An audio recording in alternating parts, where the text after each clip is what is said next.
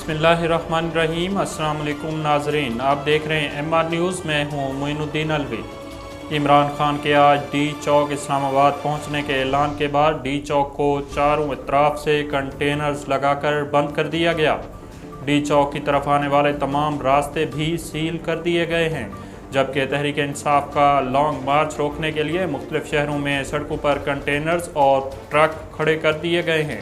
GT road और motorways पर रुकावटें लगाकर लाहौर और पेशावर से इस्लामाबाद जाने वाले रास्ते बंद कर दिए गए हैं और बड़ी तादाद में पुलिस एहलकारों को तैनात कर दिया गया है। फैज़ाबाद इंटरचेंज भी सील कर दिया गया है, जबकि रावलपिंडी से इस्लामाबाद जाने वाले रास्ते भी बंद किए जाने का इम्कान है।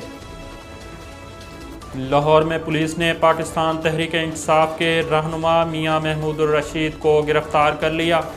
पुलिस ज़राए के मुताबिक महमूदुर रशीद को 16 MPO के तहत गिरफ्तार किया गया है। ख्याल रहे कि इमरान खान की जानिब से लॉन्ग मार्च के ऐलान के बाद पुलिस लाहौर समेत पंजाब के मुख्तलिफ इलाकों में PTI रहनुमाओं और कारकुनों के घरों पर छापे मार रही है। इससे कबल महमूदुर रशीद ने बताया था कि पुलिस ने लाहौर में PTI रहनुमा हमाद अजहर के घर पर छापा मारा था। इस दौरान वो भी वहां मौजूद थे। चौकीदार ने शोर मचा दिया कि पुलिस आ गई, तो मैं घर के स्टोर में एक बॉक्स के नीचे छुपकर आधा घंटा बैठा रहा। इस्लामाबाद और लाहौर में पुलिस की जानिब से PTI वर्कर्स के खिलाफ क्रैकडाउन जारी है।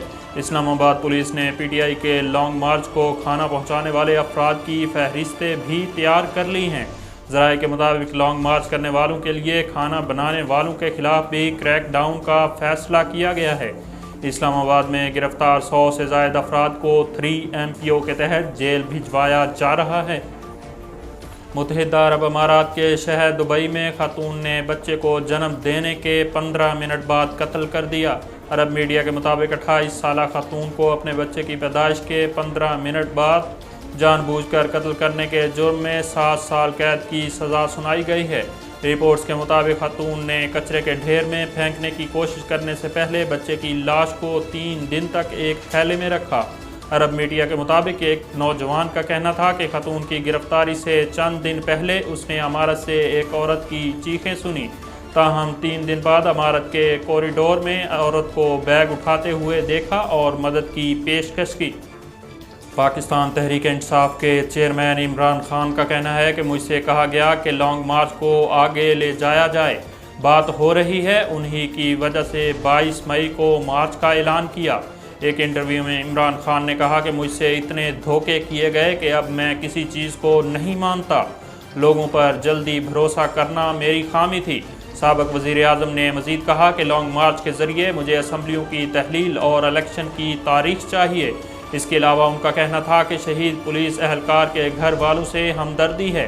जिसने पुलिस को कार्रवाई का हुक्म दिया उसके खिलाफ कार्रवाई होनी चाहिए। वाज़ेह रहे कि साबिक वज़ीर आज़म इमरान खान ने मार्च लेकर डी चौक इस्लामाबाद पहुंचने का ऐलान कर दिया है।